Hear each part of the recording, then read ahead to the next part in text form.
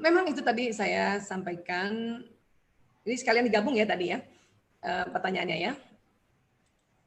Waktu menjadi zigot saja itu, ya misalnya pas apa namanya seorang ibu kemudian terlambat menstruasi ya, kemudian dinyatakan dia hamil. Bahkan kadang-kadang kita tahu udah hamil 5 minggu, kadang-kadang ada yang begitu ya. Nah, itu sebetulnya sudah bayi ini sudah mendengar karena tadi bawah sadarnya sudah terbuka, sudah nyala, ya. Makanya sudah bisa diajak bicara, ngomong dalam diri sendiri, ya. Kita elus-elus rahim kita. Ya, kalau misalnya kita sudah rasa bahwa dan sudah tahu secara pasti bahwa dia betul ada zigot di dalam atau ada bakal janin di dalam rahim. Ya, ini janin, istilah janin itu setelah nanti dia usia 3 bulan baru sebutnya janin. Sebelumnya itu masih disebut zigot aja. Ya, nah kemudian supaya tidak terlambat karena kadang-kadang pas periksa kehamilan itu taunya udah sekian minggu gitu ya. Makanya itulah pada saat maaf seorang suami istri habis hubungan intim dan memang niat mau punya anak, habis hubungan intim itu sudah mulai doa, sudah mulai bicara, ya Allah saya mohon ya Allah sperma yang mendatangi telurku, sperma yang paling ya terbaik daripada 200 atau 200 juta, 500 juta sperma. Jadi ngomong kayak gitu, bicara dalam hati, ya Allah. Tapi karena kita tahu kita bicara pada Allah, selalu kita ucapkan ya Allah, ya saya mohon ya Allah. Ya Allah, mohon sampaikan salamku pada janinku ya Allah. Itu jadi mesra banget gitu.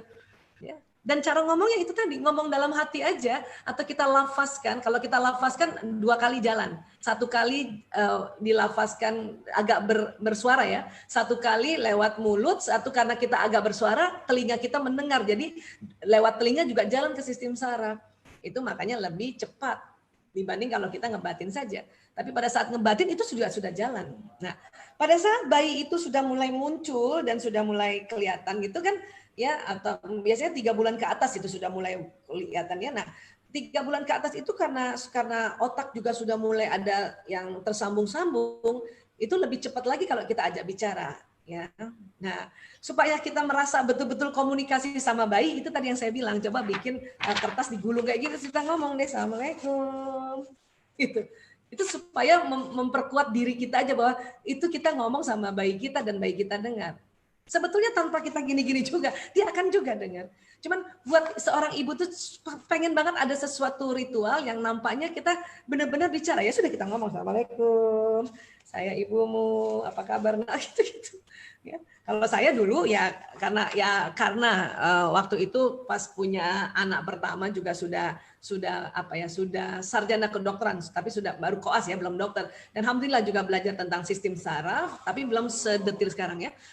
Ya sudah itu ngomong sama bayi sambil diusap-usap.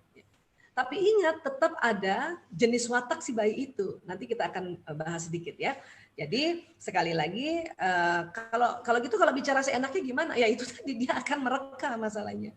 Tapi kalau lagi masih hamil masih bisa cepat-cepat di-delete ya itu tadi. Astagfirullahaladzim ya Allah, nauzubillah min dzalik. Tapi kalau udah terlanjur anaknya lahir, ya berarti kita harus ya memprogram ulang, nggak bisa mendelete. Makanya ada teknik namanya reprogramming subconscious mind, memprogram ulang. Ya.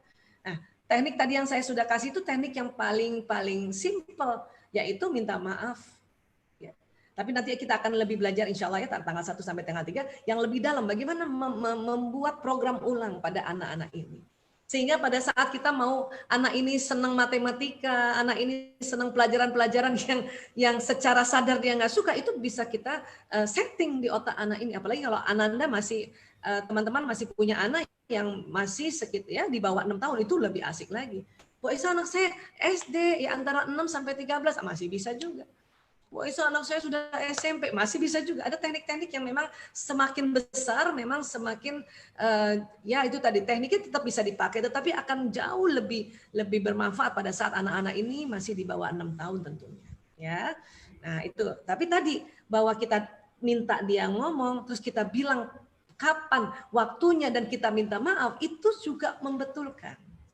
Ya, itulah makanya kita dalam Islam pun kalau kita misalnya ada punya hilaf, kita minta maaf, sebutkan dulu sebisanya peristiwa apa yang kamu minta maaf gitu.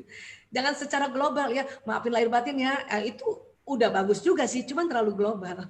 Yang mana ini? Jadi memori yang ada di otak ini nggak tahu yang mana ini yang mau diminta maafin gini. Sama suami juga gitu, ya. Ayah, aku minta maaf. Kenapa? Suami kan bilang gitu, kalau laki-laki kan mukanya rata gitu kan, apalagi sama istrinya tuh. Apalagi kalau udah di atas 5 tahun berumah tangga, muka rata itu. Ya, kenapa kamu minta maaf? Kan gitu ya. Cerita aja. Aku nggak ngerti, ya. Setiap kamu pulang, mukamu rata, aku sangka kamu kesel kalau pulang ke rumah. Ternyata itu karena muka laki-laki. Jadi aku minta maaf ya. Ya, jadi suami-suami juga langsung ingat peristiwanya. Oh, pantesan dulu-dulu ini kalau saya datang istri saya cemberut kan gitu. Nah, kenapa sih harus diomongin apa peristiwanya? Karena itu tadi sambungan di otak itu banyak banget. Ya, banyak banget. Bayi saja itu sambungan di otak udah banyak banget. Jadi kalau dia ibarat rak buku, ya, itu banyak banget buku-bukunya. Nah, kita mau tata ulang.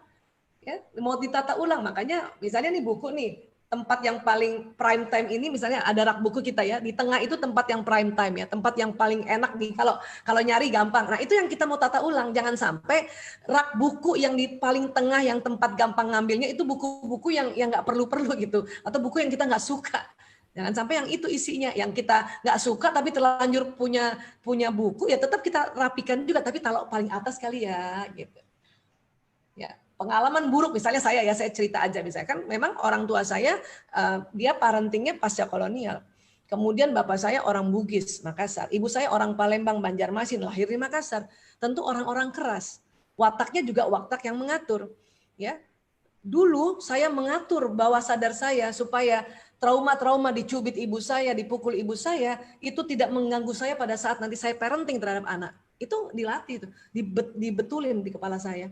Ya, jadi saya ingat-ingat peristiwa yang kalau ada satu peristiwa yang cepat kita ingat dan itu sedih, berarti itu kalau di rak buku dia di tengah itu. Ya di tengah. Makanya terus kita betulin. Caranya apa? Memaafkan. Ya Allah, saya maafkan ibuku. Nah, sebut namanya lengkap. Ya. Misalnya saya contoh ya, Hermina binti Ishak, sebut nama lengkapnya dengan bintinya. Ya Allah, kita memaafkan dan mohonkan ampun baginya. Ya Allah, ampuni dia ya Allah. Itu teknik juga yang paling cepat yang teman-teman bisa lakukan saat ini juga. Ya, maafkan. Kalau itu terjadi sama kita dulu. Kenapa? Karena itu pengaruh loh. Bawah sadar kita pengaruh untuk menjadi pola asuhnya. Atau mungkin pernah dipukul bapaknya barangkali, ya, pernah disabet kakinya gitu, ya. Terus kita ingat terus itu dan sangat mengganggu. Akhirnya kita juga begitu sama anak kita, terus kita bilang, dulu ibu juga dipukul sama ayah ibu, oleh ibu. Itu selalu kayak gitu mungkin kita, karena subconscious kita masih terlalu berat. Yang tempat-tempat pentingnya itu masih file-file memori yang apa ya, yang menyedihkan, yang mengesalkan dan sebagainya, ya. Oke, jadi gimana jadinya tips emosi untuk stabil itu tadi, kontrol emosi itu, ya, emosi-emosi yang biasa, yang hanya karena dia melakukan sesuatu dan kita kesel, itu tadi, astagfirullahaladzim ya Allah, astagfirullahaladzim. Kita pakai surat Ali Imran 159, ya, apa disampaikan oleh Allah di dalam Ali Imran 159, ya, Bismillahirrahmanirrahim, maka karena rahmat Allah, engkau bersikap lemah lembut terhadap mereka. Susah amat Bu Aisyah, keras aja lagi, kalau keras biasanya di ayat itu ada sambungannya, ya. Sekiranya, Mbak, Allah itu lembut sekali ya. Sekiranya engkau keras dan berhati kasar, mereka menjauh darimu. Ya, saya sejak tahun 98 ngurus narkoba, 5 tahun terakhir ngurus LGBT. Prosesnya itu adalah kontribusinya adalah keluarga yang keras dan hati kasar, makanya anak menjauh dari kita. Nah, pada saat menjauh itu, ya, ada yang beruntung, ada yang tidak beruntung. Yang tidak beruntung itu tadi ketemu orang yang salah, dapat solusi yang salah. Itu yang nggak beruntung itu. Karena misalnya ada satu rumah tangga, bapak ibunya keras dan kasar, anaknya 5 misalnya kan, 5-5-nya kan sedih, menjauh.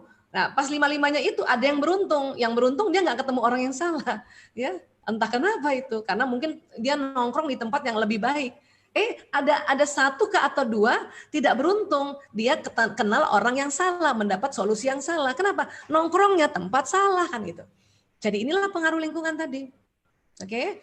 Nah, jadi di kalimat di Ali Imran 159 dikatakan, jika engkau keras dan berhati kasar, mereka menjauh darimu. Ya. Ya Allah, saya sudah lemah lembut, tapi tuh anak masih songong, masih ngeselin. Allah juga ajarkan di ayat itu, maka maafkanlah mereka dan mohonkan ampun baginya. Jadi kita bilang, ya Allah saya maafkan anakku, ya Allah, fulan bin fulan, ya Allah, ampuni dia, ya Allah. Baru di dalam ayat itu juga sambungannya ya, dan bermusyawarahlah pada mereka dengan mereka dalam satu urusan. Baru kita ajak musyawarah anak, baru ajak kita dialog anak. Ibu mau ngasih tahu bahwa kalau main laptopnya, main gadgetnya sekian lama ya. Nanti itu lakukan dulu, minta lemah lembut, maafkan mereka, mohonkan ampun, baru musyawarah tahap keempat. Ya, dan dalam musyawarah itu kita harus juga belajar, lihat ini anak laki atau perempuan. Kalau dia anak perempuan, pada saat kita musyawarah, ya ngobrol sama anak perempuan, lihat mukanya perempuan. Itu prinsip pada anak perempuan. Pada saat dia cerita atau kita musyawarah mau ngasih tahu, ya apapun, mulai dari perempuan itu masih kecil sampai perempuan itu dewasa, atau bahkan sampai mungkin kita punya nenek. Kalau perempuan ngomong, lihat mukanya. Itu anak perempuan ya langsung menganggap ibuku, ayahku memperhatikan aku. Itu anak perempuan. Ya, nah kalau dia anak laki-laki bagaimana musyawarahnya? Laki-laki nggak kuat tatap mata. Jadi ibu kalau panggil anak laki cukup dia di depan tapi nggak usah lihat bunda, lihat bunda, lihat bunda. Itu nggak perlu gitu.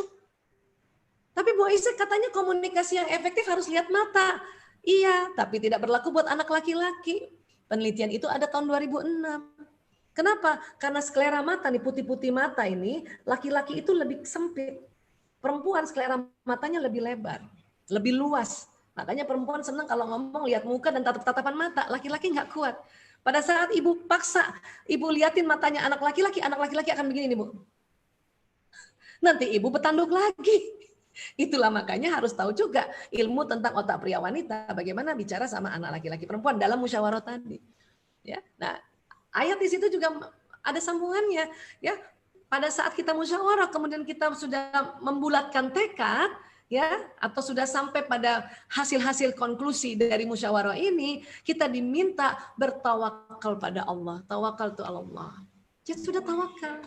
Jadi kalau kita musyawarah sama anak, negosiasi, buatlah ya hasil negosiasinya win-win solution. Enak buat orang tua, enak buat anak. Ya. Tapi gimana Bu Aisyah, nanti dia main gadget juga. Lah, kan ini eranya gadget. Eranya gadget. Ibu, apalagi anaknya lahir generasi alfa ya. Mungkin waktu anaknya ibu hamil anak itu, di tangan ibu udah ada gadget. Entah ibu chatting kah, entah ibu juga sudah mulai lihat-lihat YouTube kah, atau apa. Ini kerekam juga sama otaknya bayi, otaknya janin. Di bawah sadarnya.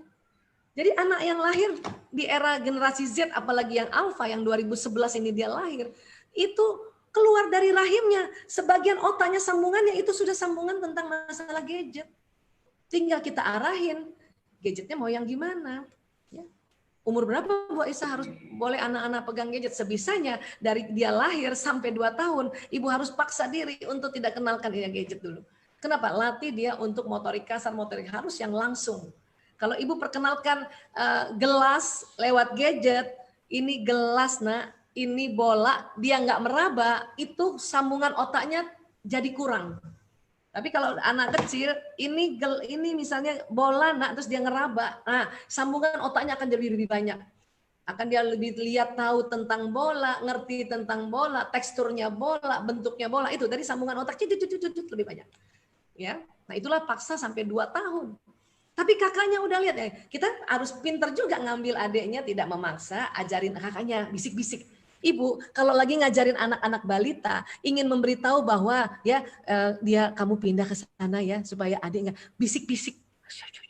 Anak usia-usia kayak gitu, apalagi laki-laki, senang seolah-olah kayak detektif-detektifan. Kita mau ngasih tahu kekeliruan dia, sini. Apa Umi? Apa Bunda? Sini. Ya, main gadget cari kabar. Ya. Kenapa? Adik bayi belum 2 tahun.